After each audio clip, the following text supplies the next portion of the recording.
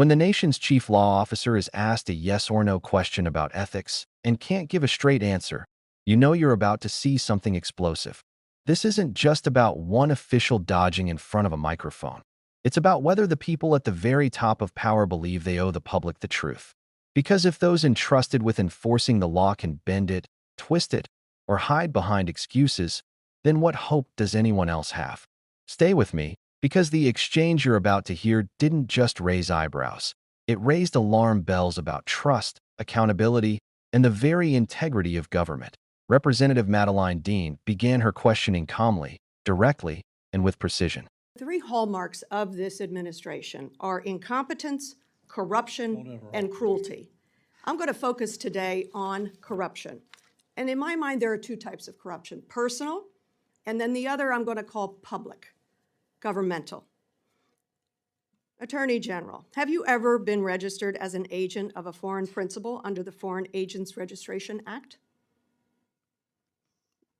I assume you're talking about when I represented the country of Qatar for a very short time. Hold on. No. No. For anti-human trafficking for the World Cup.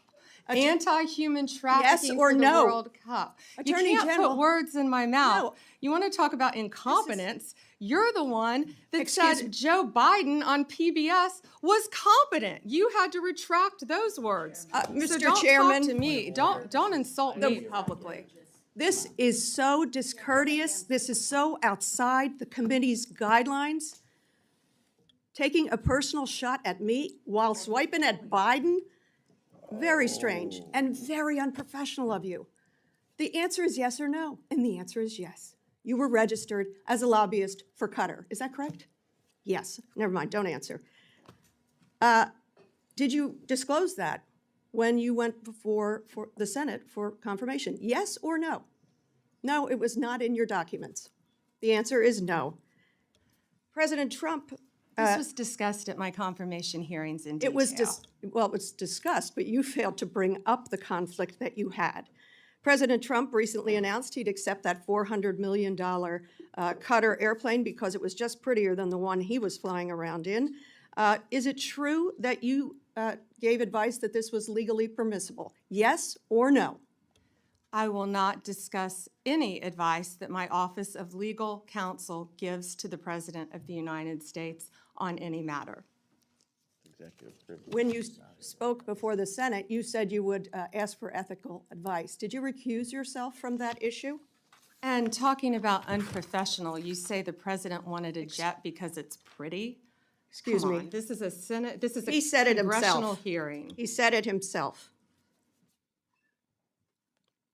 Let me go to April the 2nd.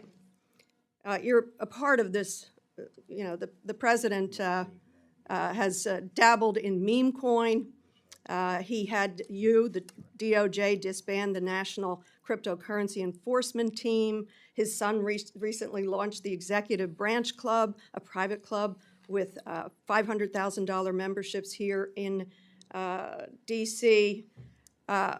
Any of this seem like it might be a problem, might be profiteering from the office, and maybe you and your ethics team might be concerned about these conflicts of interest, your own and the president and his family?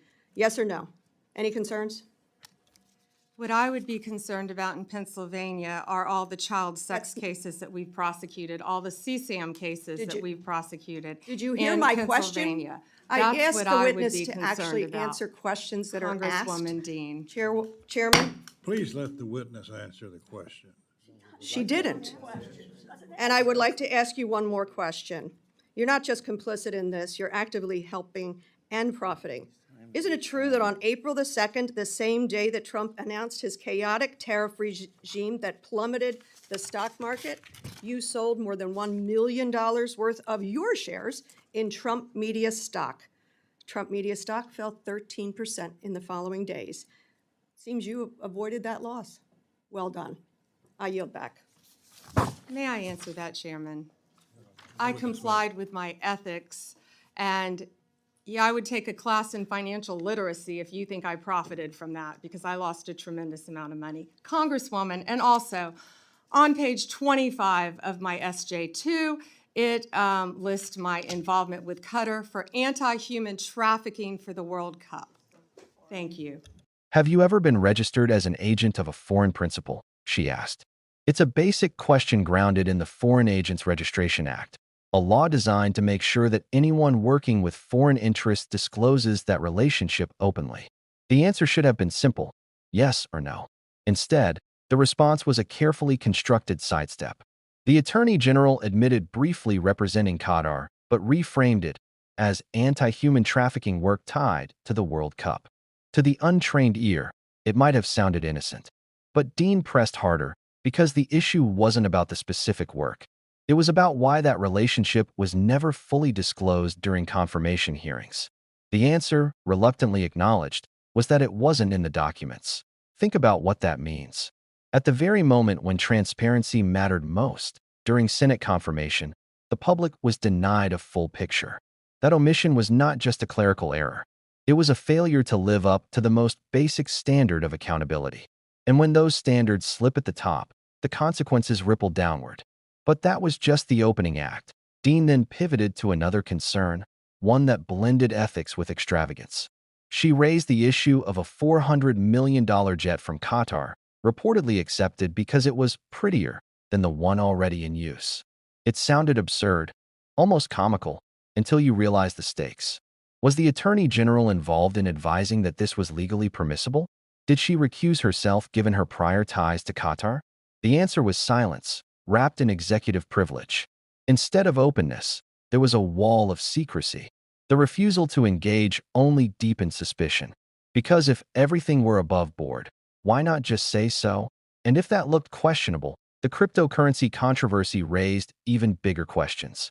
Around the same time the Justice Department abruptly disbanded its National Cryptocurrency Enforcement Team, a private executive club with deep ties to crypto launched in Washington. Membership came with a staggering $500,000 price tag. To critics, it looked like profiteering in real time, an overlap between public duty and private gain. Dean asked point-blank whether this seemed like a conflict of interest, whether there were concerns about ethics in this arrangement. But instead of an answer, the Attorney General pivoted away to unrelated prosecutions, as though distracting from the question would erase it.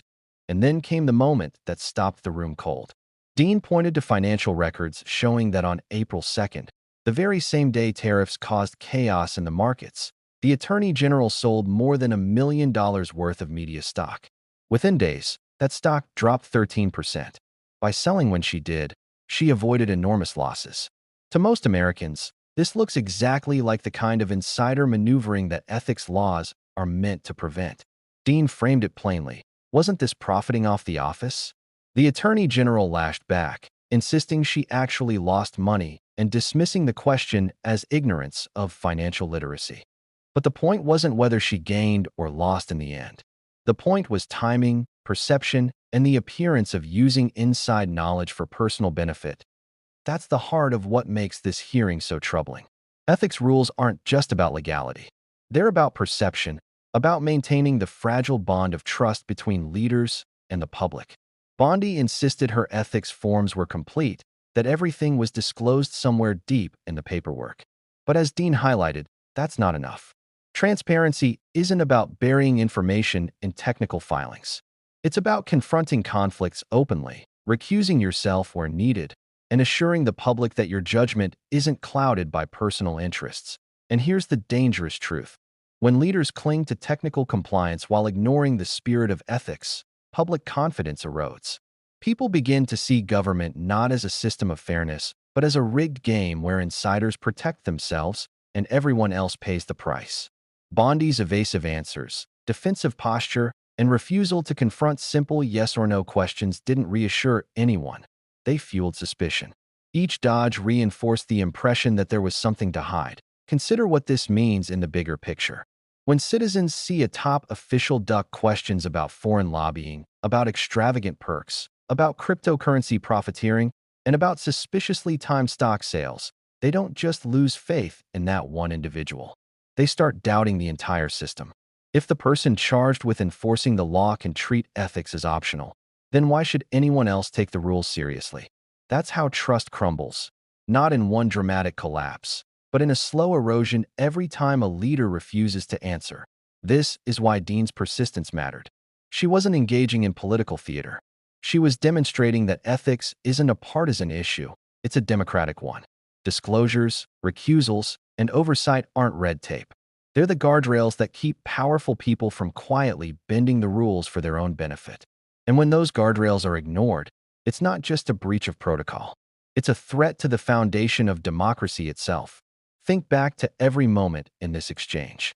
A question asked, an answer dodged, a silence stretched. Each one chipped away at the public's ability to believe in the system. It's not about whether every detail is technically legal. It's about whether leaders care enough about the people they serve to be transparent. Because once transparency disappears, corruption doesn't just become possible, it becomes inevitable. And this isn't abstract. This is practical. Imagine a local official deciding on a zoning permit while secretly holding shares in a company that benefits. Imagine a lawmaker writing legislation while sitting on undisclosed financial ties. Imagine an attorney general advising on policy while quietly profiting on the side. These are not victimless lapses. They are direct assaults on fairness, and they affect real people in real time. That's why hearings like this are more than political spectacle. They are rare windows into the culture of power. And what we saw in this window was troubling. A refusal to disclose, a dismissal of concerns, and a consistent attempt to avoid accountability. The lesson for the public is clear. Pay attention not just to what leaders say, but to what they refuse to say. Silence can be the loudest answer of all. Oh, where does this leave us? With a choice. We can shrug and accept that ethics in government will always be bent by those at the top. Or we can demand better. We can insist that disclosures aren't optional, that recusals aren't suggestions, and that dodging questions isn't acceptable from the people who hold the public trust. Because if we stop demanding answers, we stop being citizens and start being spectators in a system run for someone else's benefit. The exchange between Madeline Dean and Pam Bondi wasn't just a clash of personalities. It was a test of values. And if it left you unsettled, that's because it should. Accountability isn't comfortable. Transparency isn't convenient. But without them, democracy becomes just another word that if you believe ethics still matter, don't let this moment pass by unnoticed. Hit the like button so more people see this breakdown. Subscribe for deeper dives into the hidden stories behind government power. And most importantly, share your thoughts in the comments. Do you think current disclosure rules are strong enough, or are they deliberately designed to leave gaps? Your voice matters, because the future of accountability doesn't depend on one hearing. It depends on all of us refusing to look away.